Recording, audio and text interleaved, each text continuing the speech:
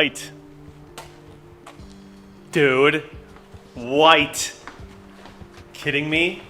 In this car, white is gonna be good. What is happening, guys? Welcome back to the channel. Welcome back to another video. Your boy Thick Whips in the Laguna E36 M3. So I'll be honest with you guys, I actually had another color in mind, like when I first started building this car, and it was actually yellow. But someone commented in the video where I revealed the car, and they were like, you should do white. And honestly, like, it just got me thinking, and I couldn't stop thinking about it. And so ultimately, like last minute, I changed my mind and did white. And I'm really happy that I did, because I tried to envision the yellow. Yellow with this color, it would be cool, but it would be a bit more of like an immature color, if I'm being honest. Like a little bit too loud. I feel like the white is gonna be a little bit more like clean. And I just think overall it's gonna match better. Like we have the white on the Sparkos. All of the accents are basically gonna be Laguna, black, and white. So it just kind of made sense for like the cage to be white. I definitely wanted something that would pop. I didn't want like a darker color. I wanted you to be able to see the cage. I just think it looks amazing in like videos and photos. So yeah, white is what I went with. And now that I see it with like next to the car, like the seats and everything, I'm already getting excited because I know it's gonna look just amazing. So today is going to be the cage install day. I've sort of like installed all of the parts on this car in a certain order so that when the cage arrived, we could put the cage in and just put the whole car back together and literally drive it. The cage will have to be bolted through the car. So there are plates that go on the underside of the car. Basically, it bolts in through the floor, like right before the rear seats, and then in the wheel arch. So it's gonna be a little bit of a process, but I don't think it's gonna be too difficult. A lot of trial and error, but I'll let you guys know how it goes. I'm gonna film a little bit here and there as we do this. But yeah, it should be a good one. I'm excited to get in the car. Let's get into it. So we're gonna be loading it in on this side of the car because I left more room over here. We open this up. Literally everything is out and ready for the cage.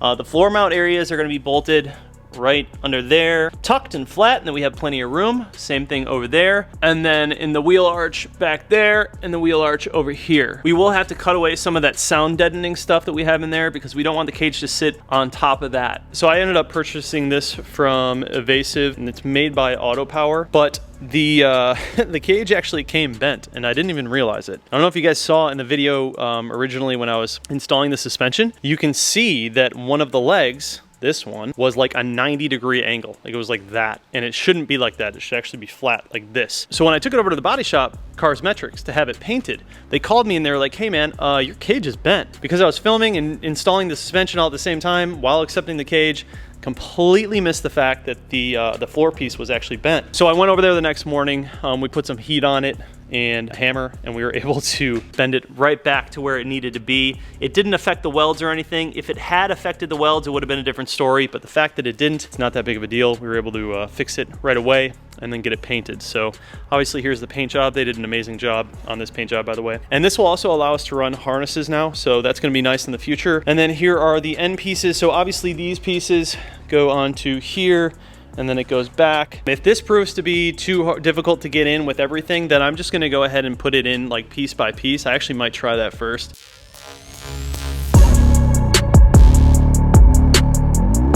All right, so obviously I have it like resting against the side over here right now, but I think we can definitely assemble it in the car because it has separate leg pieces that go to the wheel arches back there. So that's not a problem. We definitely wanna make sure that everything is center to the frame. So we'll have to measure that up. I think there's no question that we have to put that rear seat delete in first.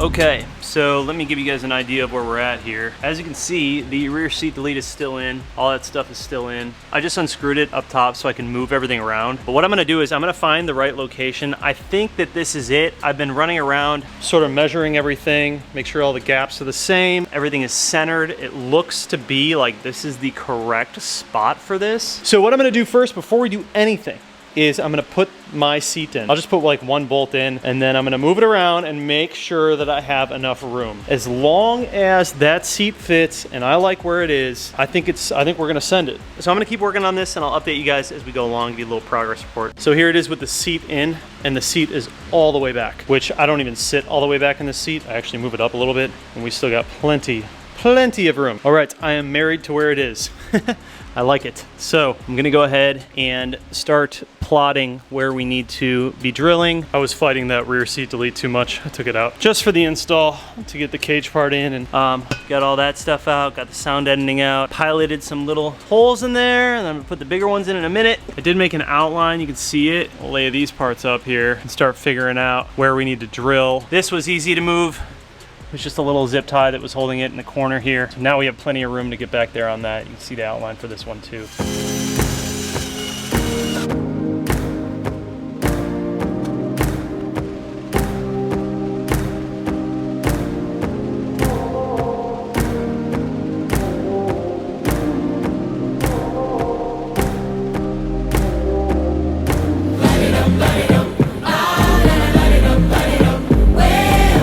So to give you guys an idea of what I'm doing, in my holes that I've cut out in the corners, I wanted to put the cage in and actually drill through the holes of the cage while it's in here, so I know for sure, no matter what, it's gonna line up. And then I'm gonna pull all this back out again, put some of the rear seat delete back in, and then we can start running the actual bolts.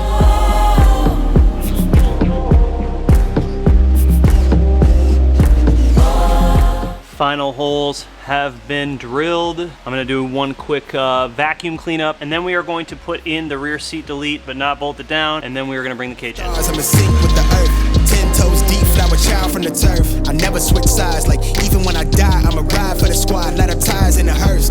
I've been on a vibe, kinda hard to describe. I'm in between, I'm good and it's fine, but I'm tired of the grind. Then I come alive in the night to realize I'm in the middle of the time of my life. I'm never so packed for the stack, never lied on the. Okay, wow. Yeah. That's not fun. So now it's a matter of getting our bolts in. Everything is loose right now. Now there are pieces that go right there that I will have to shave out the top of them in order to make it work, and that's fine, we can do that later. I would say we're in the home stretch here. So the holes are already through. Oink, you see them right there. Oink. See them right there. So we're just using pass-through bolts and the nuts that they gave us, and there's some plates that go on the back end. So first I'm gonna feed all of the bolts through, and then we'll go underneath the car and apply the plates with the nuts. Here are the plates, curved for the wheel arches, flat for the bottom floor, the main floor. Here are all of our bolts and nuts. So it's 6 per side. It's like these are all 14s, 14 millimeters. All the bolts are in the hose. So now we're gonna line up our brackets here. Bink. Put those guys through there, put some nuts on them. Should be good. So there's definitely a method to this part, and it involves a hammer and a little bit of patience. You'll see that like when you line it up, it's gonna be really hard to get everything to line up perfectly. So I've just been using a hammer and moving the bolts a little bit to make them work with the plate. So I'm keeping everything relatively loose right now until I have all of the other ones in, and then we'll just go ahead and tighten them down at the same time, just so we don't make it really difficult to get the other sides on. But after we put these in, we can go ahead and finish up the rear seat delete, and we are money. I definitely broke a drill in this process. Had to go to Home Depot and buy a $100 drill. Not sick at all. I've been using a 3/8 drive for all of the holes. Seem to work out pretty good. Ladies and gentlemen, we are outfitted with a cage and a rear seat delete, and it looks really, really good. Oh my God, this car looks mental. I love it. I love it. Everything tightened down real good. Did a good job.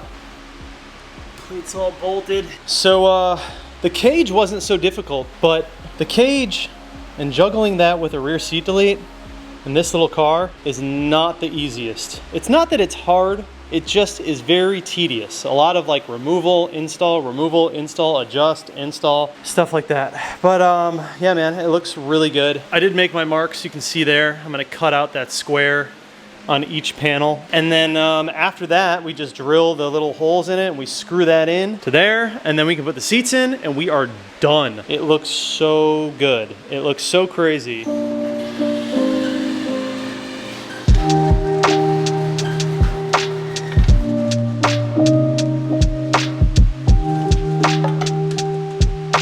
What is happening, guys? It is a new day, and last night I came out here and finished the cage, finished the rear seat delete, put everything back together, cleaned it. We'll talk a little bit about the install, the parts that I struggled with, what made it easier for me, and of course just show you guys everything. All right, so first just looking at the car, it looks crazy.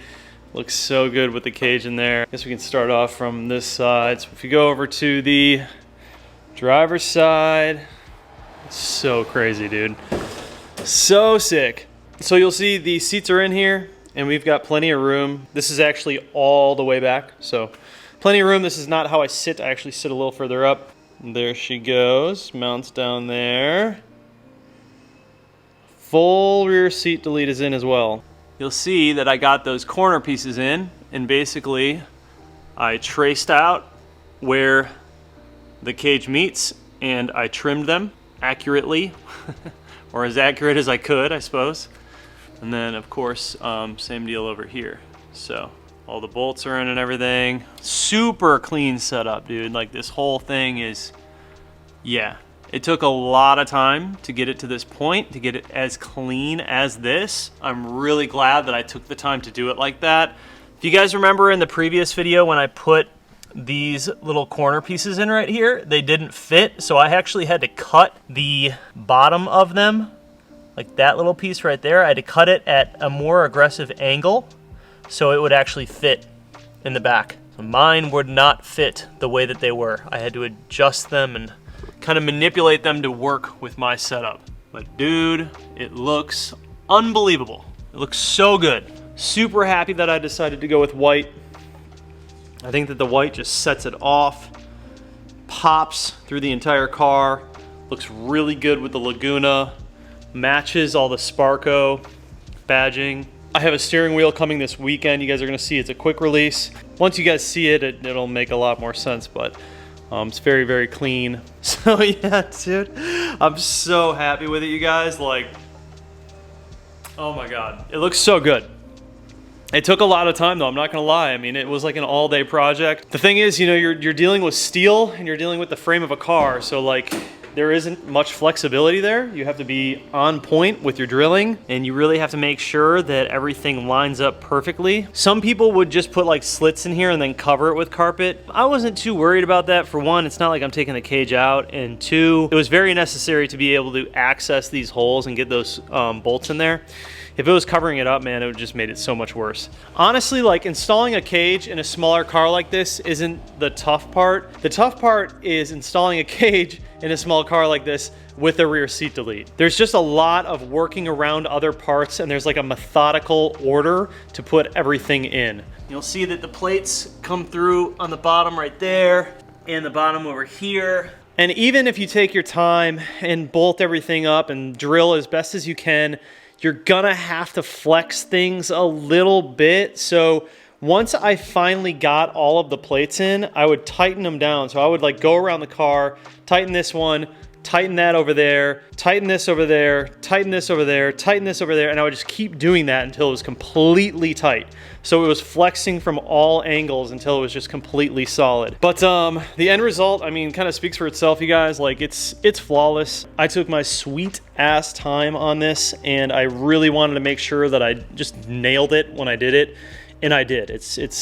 Yeah, I'm really proud of it, to be honest with you. The fact that I did it here in my garage, my first time ever putting a cage in with a rear seat delete in this car, and yeah, I'm just, I guess I'm just really proud of it because I've never done it before. So some people were talking about like clearance from here. It's not extremely tight, but also I think this is made for cars like with a sunroof. So they're probably like leaving you a little bit of room in case you have a sunroof. I obviously don't, pulled mine out. Still waiting on my sunroof delete, man. Oh, I need that so bad. I went to BMW and ordered a bunch of interior parts, so I'm gonna have the interior back together here soon. As you guys saw, we have all the new trim pieces in. I mean, the car looks brand new from this side. The door cards are something that I'm gonna work on. I'm still finishing up some stuff in here. I have like a lock thing that I have to do, and then I'm gonna work on the door cards. I might do that this weekend if I have time. But as you guys know, we got a laundry list of stuff. So this turned out really good, man. Super happy with it. This white is actually Alpine white, so it's off of the BMW paint code, Alpine white. So I actually have a touch-up stick that's from my M2 that is Alpine white.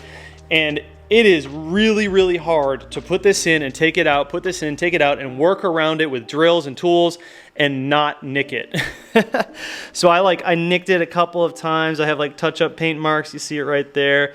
Nothing too crazy, like most people won't notice it, but I've just realized it's pretty much inevitable and that's gonna happen when you're doing this. But yeah, man, it turned out really good. I can't wait to drive it to like feel. I mean, I can definitely tell just by installing it with like how stiff it is and the rigidity on both sides of the car. Like it's definitely going to change the chassis and like the way that this thing responds. Really interested to see how this drives. You know, I haven't driven the car since I've done the KWs, since I've done the Turner sways, and since I've done the cage. That's probably gonna be a video like all on its own because it's gonna be very, very drastic. So yeah, the rear seat delete is good. It's a good rear seat delete piece. You just have to be willing to adjust it yourself and use some ingenuity and manipulate some things to make it work perfectly. But if you're willing to be patient and put the time into it, you can make it happen. So if this wasn't my first time putting in a cage, I probably could have done this in like half a day maybe, but being that it was my first time, being that I was filming it, being that I had the rear seat delete and I really wanted to take my time doing it,